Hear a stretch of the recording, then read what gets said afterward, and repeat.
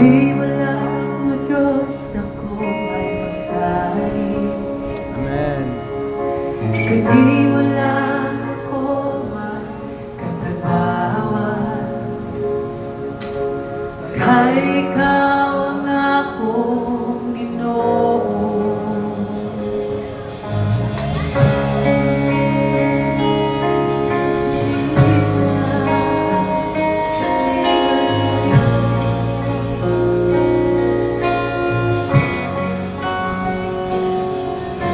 Kani walang o Diyos ako ay pasali. Kani walang ako may katabawan. Kay ikaw ang ako Ginoo. O ikaw ang kadaugan ko. Gamhanan ka, O Diyos ang kahaturan. Ikaw lamang ang akong gisaligan. Labang ka sa tanang utang. Kiining kalibutan.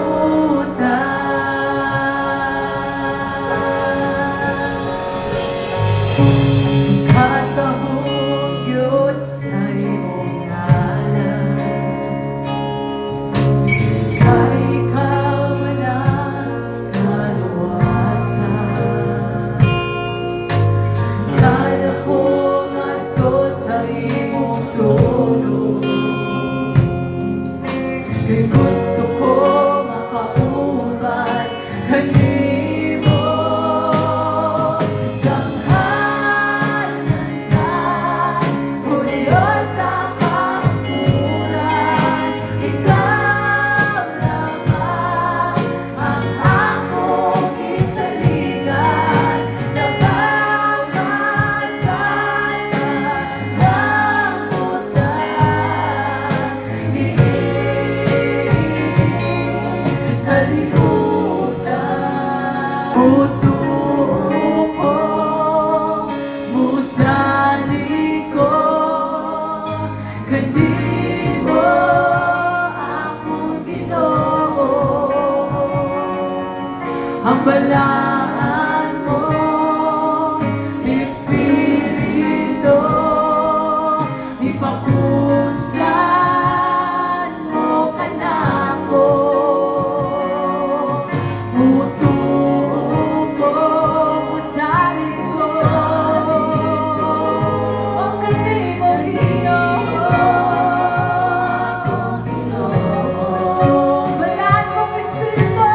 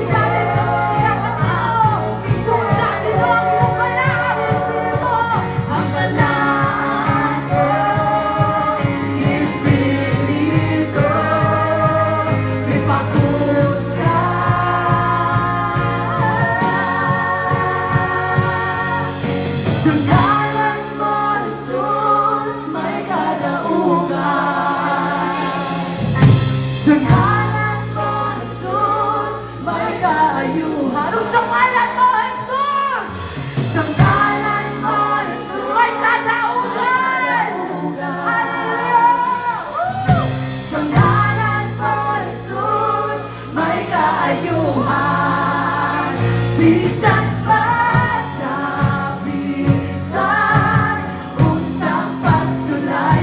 Bisan pa sa bisan, unsang kalisod, unsang kalan ko. Musakit ko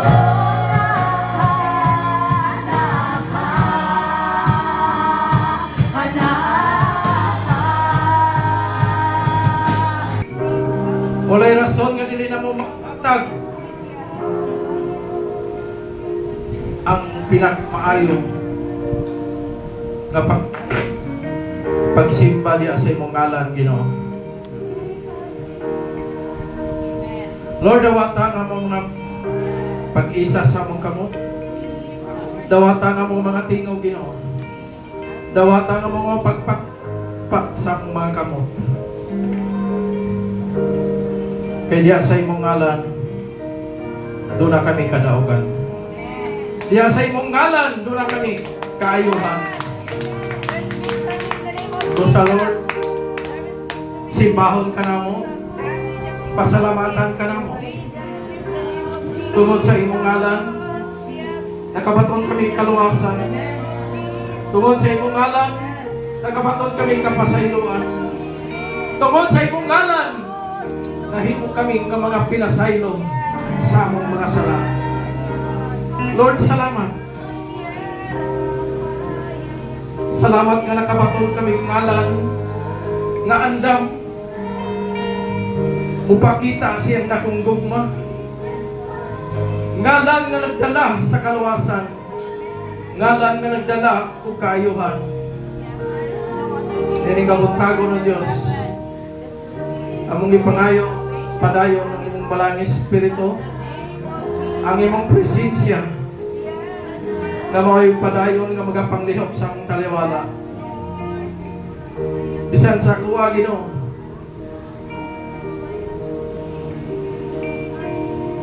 ang imong ngalan, Ginoo, mao'y mahimaya. Ang imong ngalan, Ginoo, mao'y mapataas. Panalangin ni Ginoo ang imong pulong. Panalangin ni ang matag usa ka namo karon, Dios. Ablihi ang among mga salabutan. Ablihi ang among mga espirituhanong kaalam. Nga masabta namo, Ginoo. Nga andam kami nga modawat sa imong mensahe, O Dios. Andam kami nga mupaubos sa among kagalingon alang sa imong mensahe nining kabuntagon.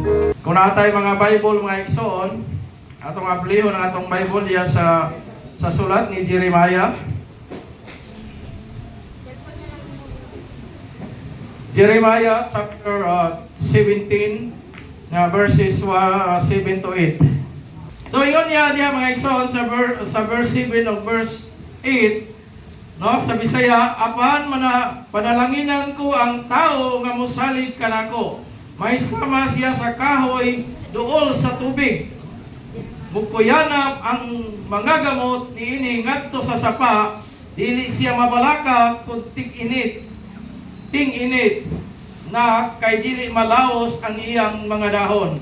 Kun dili muulan, dili gihapon siya mabalaka og magsigi siya pamunga. Si Jeremiah, mga igsoon, doon na siya challenge, of course, sa mga katauhan sa Juda, labi na sa Jerusalem o sa Jerusalem. Nga din si Jeremiah, doon na siya panawagan, nga din gikinahanglan nila ang repentance o doon na siya warning kabahin sa gitawag o judgment. Ilabi na sa mga gitawag o mga idolatry and lack of trust sa Ginoo, mga igsoon. Kung ato na siyang basahon ng tibuok chapter, mga igsoon, maunay at challenge ni Jeremiah ngadto sa mga katauhan sa Jerusalem nga doon na siya panawagan nga gikinahanglan sila nga maghinulsol o labas sa tanan, giwarningan nila kay dunay umaabot nga judgment kabahin sa gitawag og idolatry or kanang kakulangan sa pagtuo sa Ginoo.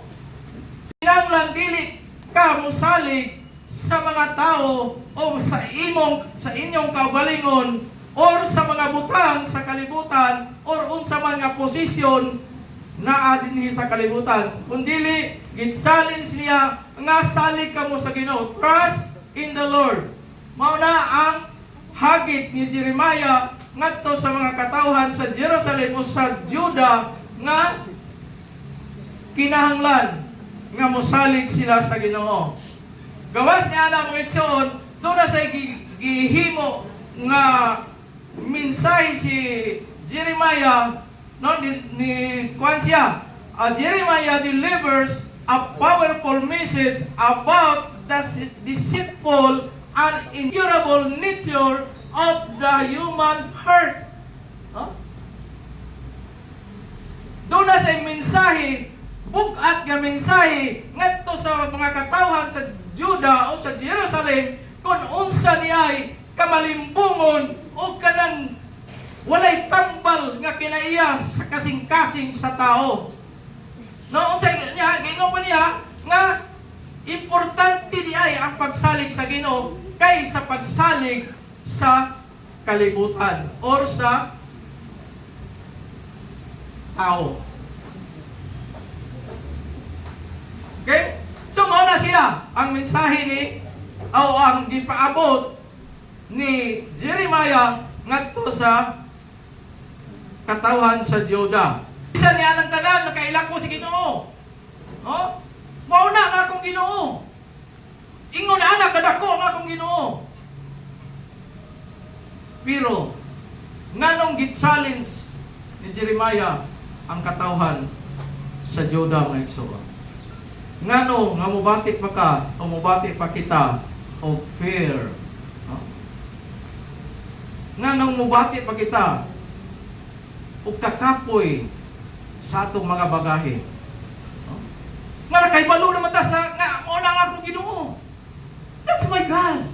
Ingon pa ni Julian, know your baggage. No? Kisay diri atong Bernes. Kaibalo na ko nga una akong Ginoo. Kailan ako sa akong Ginoo. Pero ngano nga kanunay mangyapon tagapasan sa atong baggage o sa atong bagahe. Giunsa na to pagsalig ang Ginoo. In spite, I know God. In spite, that's my God. In spite, how big my God. And now, how we trust God. Akong tuki-tuki. Unsa de ano di ay? No? Nganong ingon ana ang pag hulagway ni Jeremiah kung ang usa day katawo mosalig sa Ginoo. So mana siya ang atong title pangutana. How we trust God. Giunsa nimo o giunsa nato pagsalig ang atong Ginoo. I know my God. That's my God. Ingon pa sa kanta, wala imposible sa Ginoo. I know my God. There is nothing impossible. No? Wala imposible sa Ginoo. So kung mopadayon ka sa imong pagtuo sa imong pagsalig sa Ginoo mo igsoon, unsay gingon niya? Mabulahan ka. No? Mapanalanginan ka. Unya kadtong nagsalig sa iyang kaugalingong kasing-kasing or sa mga butang sa kalibutan, course ang mahitabo. So course ang nahitabo sa ilaha. Itunglo sila mga igsoon. So kana mo na siya ang akong giingon kaniya nga tribe kinahanglan mutubo kita sa atoang kung giunsa nato pagsalig ang Ginoo mga igsoon. No? Mulambo ka, mas successful ka sa imuhang pagsalig sa Ginoo. No? Dili hinoon kay I know my God, that's my God. Pero ang atong trust sa Ginoo is ni no? pababa ng pababa. Kundili, paangat ng paangat. Di ba? Alexa no? Mayroon sa'yo sa Alexa no? Oo. Kinumdugan na. Paangat ng paangat, pababa ng pababa.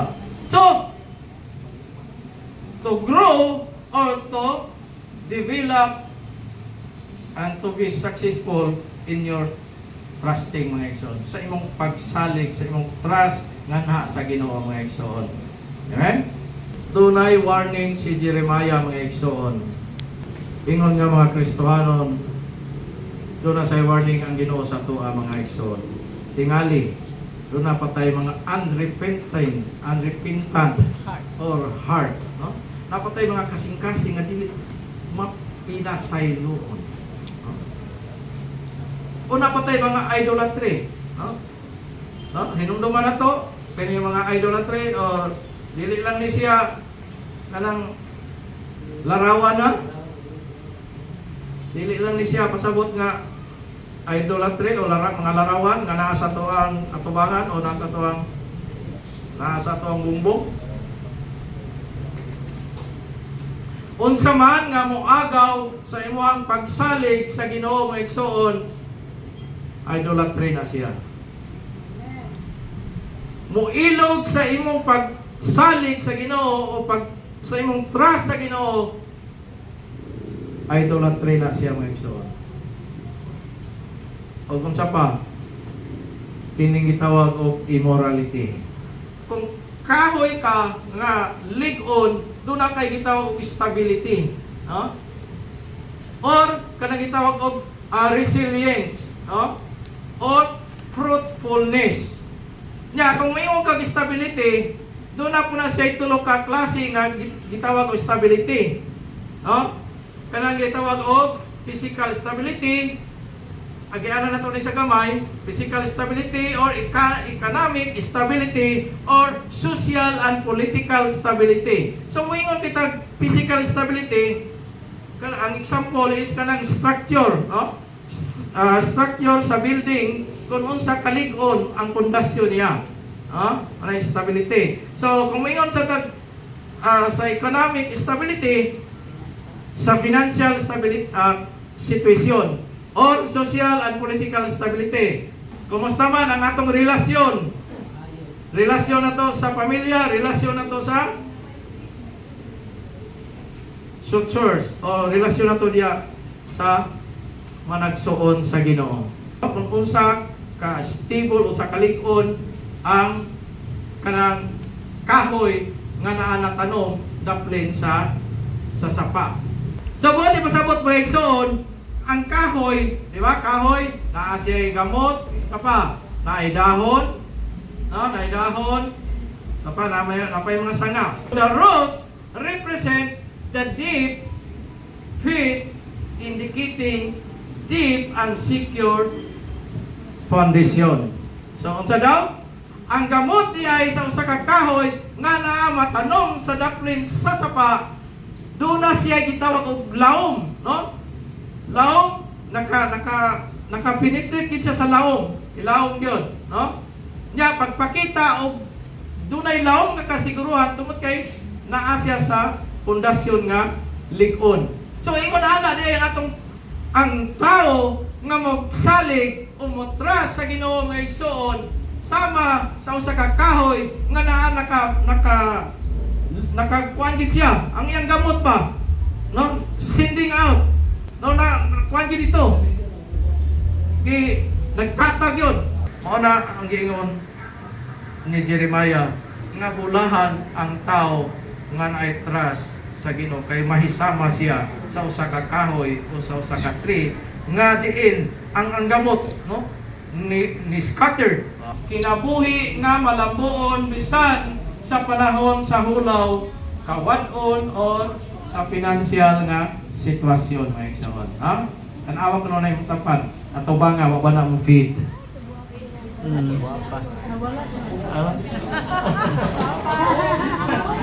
Ay, ayaw na. Personal naman na. May labot ang buhok. Pero, pasalamat niya ko sa akong anak, no? Di ba? Nato siya gipo sa Facebook na, o sa GC nga, ayaw ka kung upaw ka. Kaya ko balihon, gwapo. Wapo. Gwapo yung tapan. Wapo. Wapo. Wapo yung tapan. Okay? So, sa kanya, ikatalo, its leaf will be green. Pabilin siya nga lunhaw, dili sa mufid, o dili sa mulupan mo igsoon, bisa pa man sa panahon nga naay hulaw sa tuang kinabuhi. Amen? So, kapat, does not cease from yielding fruits. Kung saan siya pasabot ang limingson. The fruit symbolize the positive impact and good works of a person who trusts in God even difficult circumstances, mga igsoon. Dili siya muhunong pagpamunga o pagpakita o maayong bunga sa iyahang kinabuhi sa usa ka tawo nga nagsalig sa Ginoo, mga igsoon, bisan pa man naay mga kalisod sa kinabuhi, mga igsoon. Last, mga igsoon, will not be anxious in the year of drought. Sa ipasabot, no? Naa siya peace and confidence that comes from trusting God even facing challenges or uncertainty. No? So, ingon ana ang paghulagway ni Jeremiah, mga igsoon, sa usa ka tao nga nagsalig sa Ginoo, mga igsoon. No? Jeremiah acknowledged that drought and heat will come. No? Giangko ni Jeremiah nga ang hulaw, ang kainit, muabot gyud, mga igsoon. But on how we trust the Lord will survive and bear fruits despite the poor condition. Naaman moabot ang hulaw sa ato ang kinabuhi. No? Pero ang pangutana, giunsa na to pagsalig sa Ginoo, no? Ingon niya, ang kadtong dunay pagsalig sa Ginoo will survive, no? Mulahutay gayud siya o magpadayon ang iyang bunga, mga igsoon. Bunga sa pagkamatarong, bunga nga pagsalig sa Ginoo bisan sa kahimtang o kondisyon sa atuang kinabuhi karon, mga igsoon. Amen? Hinaot ko, mga igsoon, nga doon na kita nakuha o na pupo sa buot nga ipasabot ni Jeremiah, mga igsoon, kung ngano nga usa ka tawo nga nagsalig sa Ginoo, mahisama siya sa usa ka kahoy nga na planted diha sa sapa, mga igsoon.